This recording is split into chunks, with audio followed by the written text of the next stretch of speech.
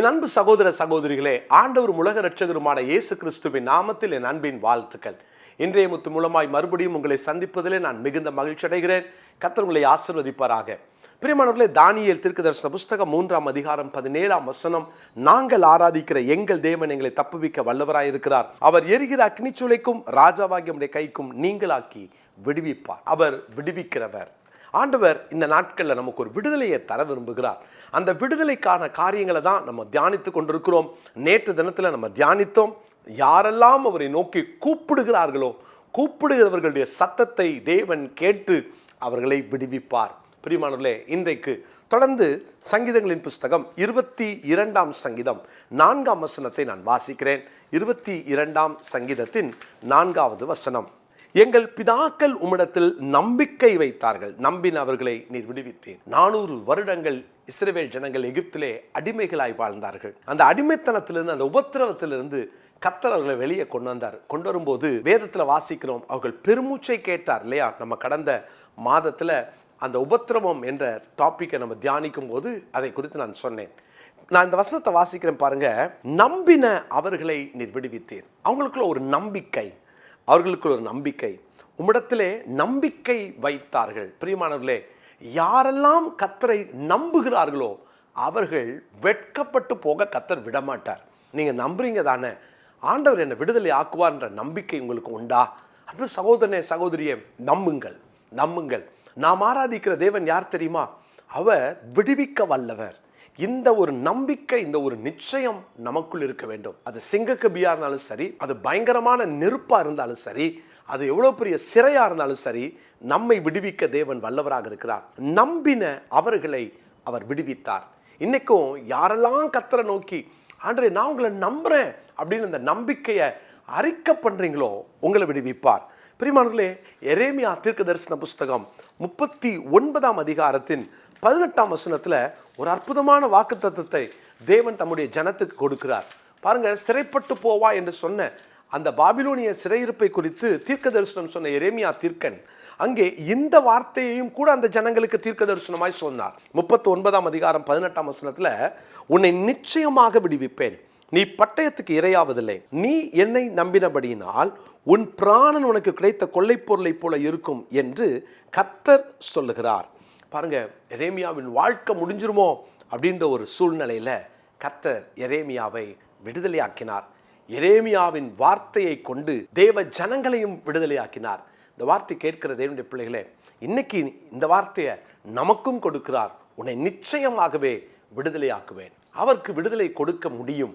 நம்புங்கள், யாரை வேணாலும் விடுவிப்பார். ஆழமான படுகுழியில கடந்தாலும் உங்களை விடுவிப்பார். ஒன்னே ஒன்று, அவரை நம்ப வேண்டும்.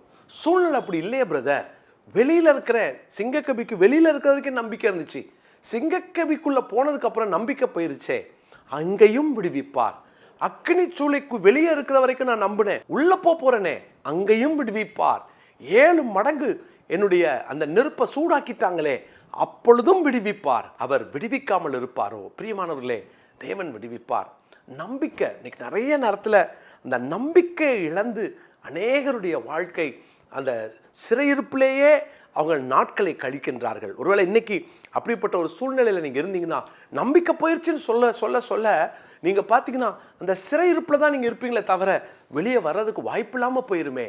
கேட்டுக்கொண்டிருக்கிறேன் அன்பு சகோதரனே சகோதரியே, சிறையிருப்பிலிருந்து வெளியே வர்றதற்கு தேவன் ஒரு நல்ல வாய்ப்பை தராரு. இன்னைக்கு ஆண்டவரை நோக்கி கூப்பிடுங்க. ஆண்டவரே, நான் இன்னைக்கு உங்களை நம்புறேன், எனக்கு ஒரு விடுதலை வேணும்னு சொல்லி ஆண்டவரை நோக்கி கூப்பிடுங்க. தானியேல் தீர்க்கதரிசன புஸ்தகத்தின் 3ஆம் அதிகாரம் 28ஆம் வசனத்தை நான் வாசிக்கிறேன். அந்த நம்பிக்கையினுடைய அடையாளங்களை நான் உங்களுக்கு சுட்டி காட்டுகிறேன். நம்ம சொல்லுவோம்ல, நான் நம்புறேன் பிரதர், நான் கூட நம்பிதான் இருக்கிறேன். ஆனால் அந்த நம்பிக்கையினுடைய அடையாளங்கள் என்ன தெரியுமா? 3ஆம் அதிகாரம் 28ஆம் வசனம், அப்பொழுது நேபுகாத் நேச்சார் வசனித்து, சாத்ராக், மேஷாக், ஆபேத்நேகோ என்பவர்களுடைய தேவனுக்கு ஸ்தோத்திரம், அவர்கள் தங்களுடைய தேவனை தவிர வேறொரு தேவனையும் சேவித்து பணியாமல் அவரையே நம்பி இந்த யூத இளைஞர்கள் அவரையே நம்பி, ராஜா சொல்றாரு, இந்த யூத இளைஞர்கள் அவரையும் இல்லை, அவரையே நம்பி. அப்போ அந்த நம்பிக்கையினுடைய முதல் அடையாளம் என்ன தெரியுமா? முழுமையாக நம் நம்பிக்கை அவர் மேல் வைப்பது. அந்த 100% அவரை நம்புவது. இன்னொரு வார்த்தையில் அவரை மட்டும் நம்புவது, அதையும் நம்புறேன் அப்படின்றதல்ல. சில நேரம் எதையோ நம்பி தேவனையும் நம்புறேன் அப்படின்னு சொல்றீங்களா? இன்னைக்கு தேவனை மட்டும் நம்புவதற்கு இன்னைக்கு நீங்க ஒரு தீர்மானம் எடுப்பீங்களா? அவரையே நம்புகிற அந்த அனுபவம். அப்போனா வேற ஒரு நம்பிக்கையை நான் ஷேர் பண்ண மாட்டேன். இதையும் நம்புறேன், 50-50 பிரதர், 99% கர்த்தரை நம்புறேன், 1% தான் அவங்கள நம்பி இருக்கிறேன், இல்லை 100% தேவனை நம்புகிற அந்த அனுபவத்துக்குள்ள வரும். முதலாவது முழுமையான அந்த நம்பிக்கை. இரண்டாவது பார்த்தீங்கன்னா அங்கே வாசிக்கிறோம், ராஜாவின் கட்டளையை தள்ளி. ராஜாவின் கட்டளையை தள்ளி அப்படின்னா முழுமையாய் தேவனுக்காக பக்தி வைராக்கியம் பாராட்டு அவங்க அந்த தைரியத்தோடு கூட வாழ்ந்தாங்க. முழுமையான ஒரு தைரியம், முழுமையான நம்பிக்கை, முழுமையான தைரியம். ராஜா கட்டளை அப்படின்னா அதை கூட எதிர்க்கிறதுக்கு அவங்க ஆயத்தமாக இருக்காங்க அப்படின்னா எவ்வளோ அந்த முழு தைரியத்தோடு நின்றுப்பாங்கல்ல. அவங்க தைரியம், நான் தைரியமாக தான் இருக்கேன், ஆனால் அதை பார்த்தோன்னே எனக்கு பயம் வந்துருச்சு அப்படின்னு தைரியத்தில் கூட நிறைய பேர் அப்படியே அந்த ஒரு ஸ்திரத்தன்மை இல்லாத ஒரு அனுபவம், தைரியம் இல்லாத, தைரியத்தை இழக்கின்ற அனுபவம். ஒருவேளை நீங்கள் கர்த்தரை தான் நம்புகிறேன் ஆனாலும் பயம் இருக்குல்ல, எங்கேயோ ஒரு மூலையில் பயம் இருக்குல்ல, தைரியமாக இருங்க. முழுமையான நம்பிக்கை, முழுமையான தைரியம். ராஜா கட்டளையாக இருந்தாலும் நான் சில காரியத்துக்கு நோ தான் சொல்வேன். தேவனை தவிர நான் வேற யாரையும் ஆராதிக்க மாட்டேன். அந்த முழு தைரியம், பிரியமானவர்களே, முழு நம்பிக்கை, முழு தைரியம். மூன்றாவது பார்த்தீங்கன்னா தங்கள் சரீரங்களை ஒப்பு கொடுத்ததினால், மூணாவது தங்கள் சரீரங்களை ஒப்பு கொடுத்ததினால் முழு அர்ப்பணிப்பு, முழுமையான அர்ப்பணிப்பு. பரவாயில்ல, செத்தாலும் பரவாயில்லன்னு அந்த முழு அர்ப்பணிப்பு, முழு நம்பிக்கை.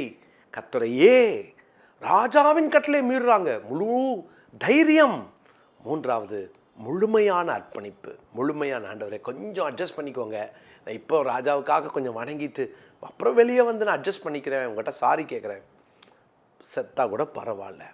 இந்த முழுமையான அர்ப்பணிப்பு. பிரியமானவர்களே, நம்புறேன்னு சொல்கிறதெல்லாம் சில நேரம் நம்ம வாயில் சொல்லிடுவோம், செயலில் காட்ட மாட்டல. அப்படி உண்மையாய் நம்புறதா இருந்தால் இந்த 3 காரியமும் நம்ம வாழ்க்கையில் இருக்கணுமே. முழு அர்ப்பணிப்பு, முழு தைரியம், முழு நம்பிக்கை. சில நேரம் முழுமையாய் கர்த்தரை நம்பும்போது சிலரை ப்ளீஸ் பண்ண வேண்டிய காரியங்கள் வரும்போது துணிந்து தைரியமாய் நில்லுங்கள். என்ன வந்தாலும் பரவாயில்ல, கர்த்தர் அவரை நம்புறீங்கன்றதை பார்த்துட்டாருன்னா அவர் விட மாட்டார், உங்கள் வாழ்க்கையில் அவர் விட மாட்டார். இன்றைக்கும் பிரியமானவர்களே, கர்த்தர் உங்களை விடுவிப்பார். அவரை நம்புங்க, அவரையே நம் நம்பிக்கையாய் கொண்டிருப்போம். கர்த்தர் உங்களை ஆசீர்வதிப்பாராக. இந்த நாளுக்குரிய மனப்பாட வசனத்தை குறித்துக் கொள்ளுங்கள். எரேமியா 39:18. எரேமியா 39:18. ஜெபிக்கலாமா? நல்ல தகப்பனே, இந்த நாளுக்காக உமக்கு ஸ்தோத்திரம். உம்மையே நாங்கள் நம்பி ஆண்டவரே உமக்காக எங்களை ஒப்பு கொடுத்து ஆண்டவரே எந்த கட்டளையையும் தாண்டி உமக்காக நிற்கக்கூடிய அந்த முழு நம்பிக்கை, முழு அர்ப்பணிப்பு, ஆண்டவரே முழு தைரியத்தோடு நாங்கள் கர்த்தருடைய விடுதலையை பெற்றுக்கொள்ள எங்களை அர்ப்பணிக்கிறோம். இந்த வார்த்தை கேட்கிற ஒவ்வொருவரையும் ஆசீர்வதியும். உம்முடைய நாம மகிமைக்கென்று தொடர்ந்து சாட்சியாய் நிறுத்தும். இயேசுவின் நாமத்தில் பிதாவே, ஆமென். God bless you.